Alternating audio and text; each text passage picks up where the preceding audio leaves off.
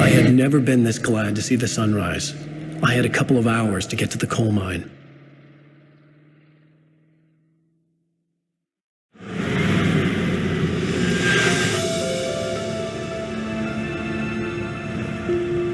The coal mine wasn't far now.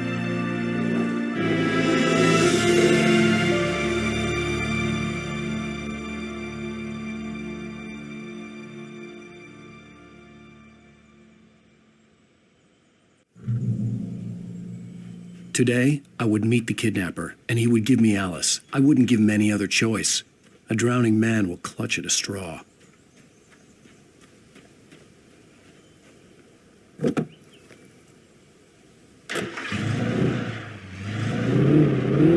Little by little, without realizing it, I'd come to believe that the story in the manuscript was coming true. The current of its narrative had taken me deeper and deeper into dark waters. Alice had been taken from me. Barry was probably in jail. I was a fugitive from the FBI. The whole world taken over by the dark presence was trying to destroy me. It all felt real, but it matched a textbook case of insanity.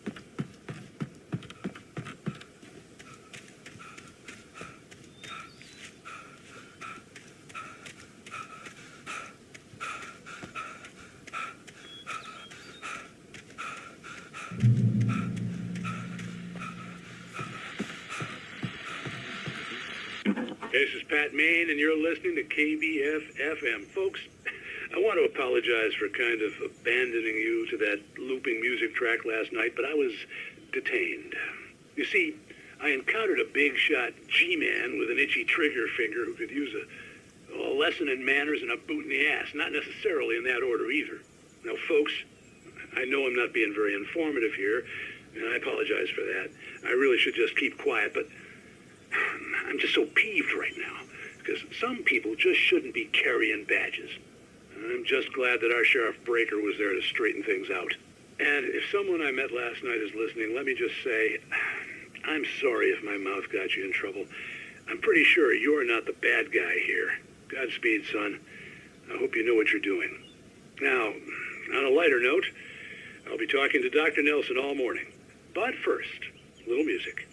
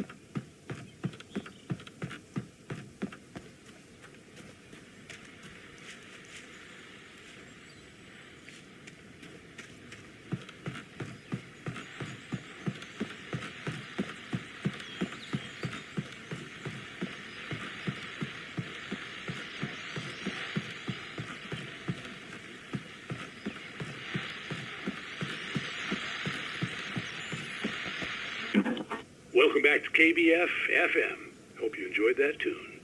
Now, Doc, you were talking about life and finding that special someone. Soulmate. Well, you were talking about that. I was... Quiet.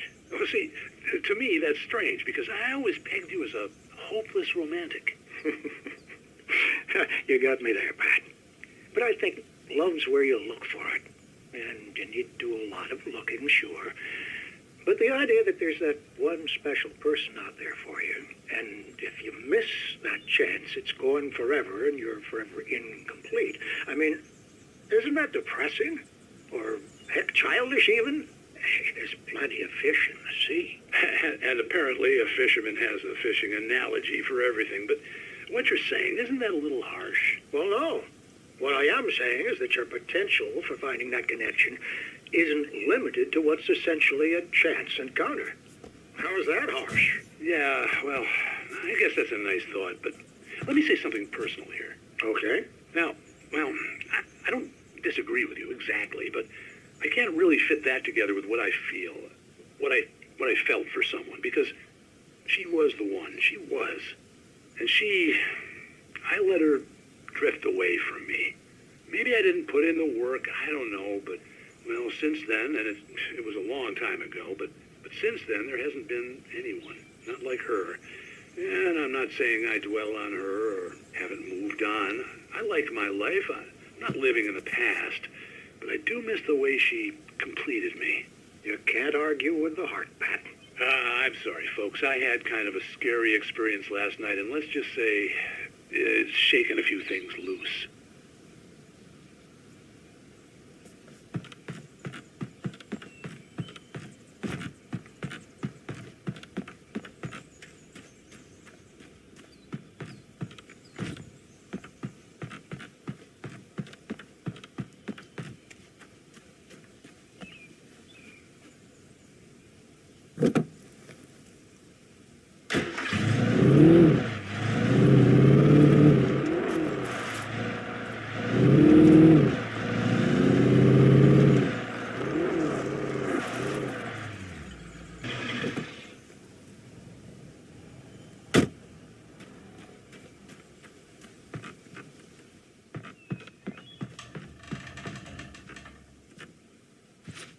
I was early. I was supposed to meet the kidnapper at noon in the main building.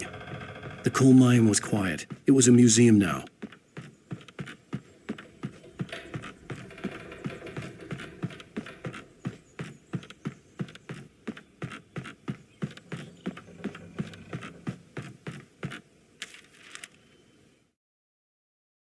For Mott, spying on the writer on the ferry had been a disappointment. His boss had made Wake out to be something special, but Mott hadn't been impressed. He'd gotten a good long look at the wife, though, and he liked what he saw. Mott had fantasized about goading Wake into a fight, but it hadn't happened. Still, he'd get his chance to see if the writer had anything in him. He'd been promised as much.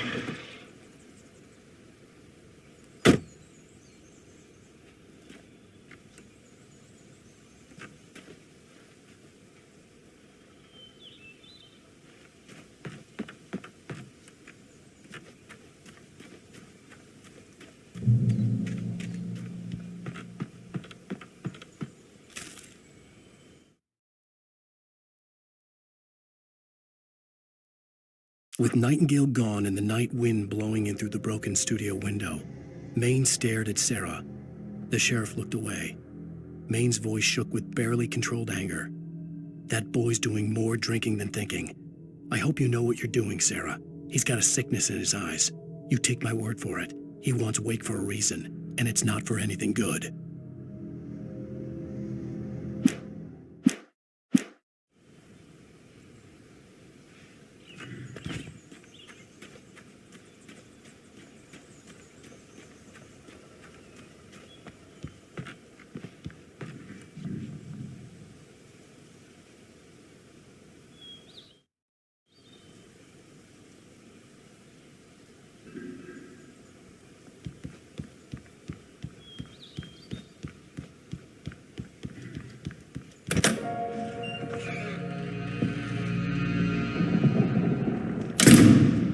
I didn't want to go outside.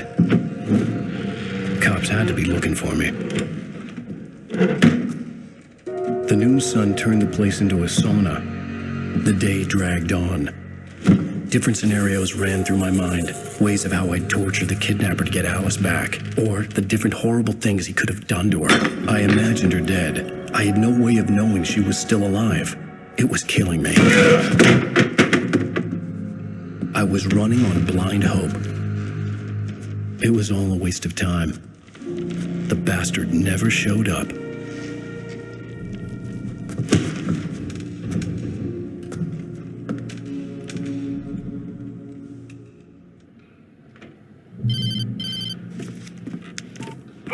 Where the hell are you? Change of plans.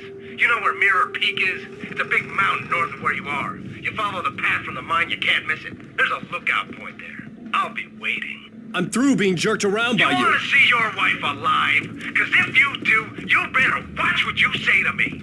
Do we understand each other? I want to talk to Alice. Yeah, and I want the manuscript. Don't keep me waiting, Wake. Hello? Hello! Ah! I'm gonna kill him! I had to get to Mirror Peak.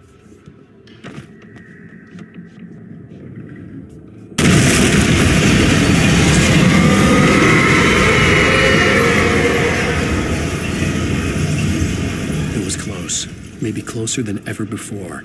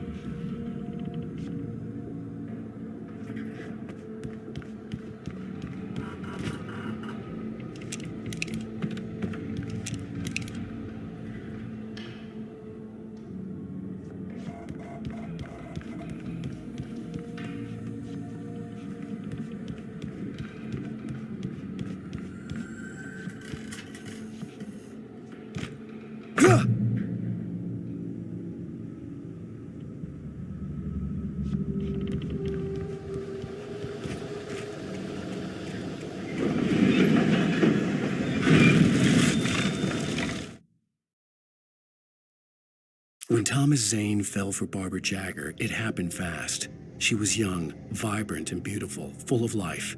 He had never been a very happy man, and without any seeming effort, she had changed all that. Zane felt good for the first time in his life. Everything she did was another piece of a jigsaw puzzle he hadn't even known he'd been missing. And best of all, she made the words flow, strong and sharp. She was his muse.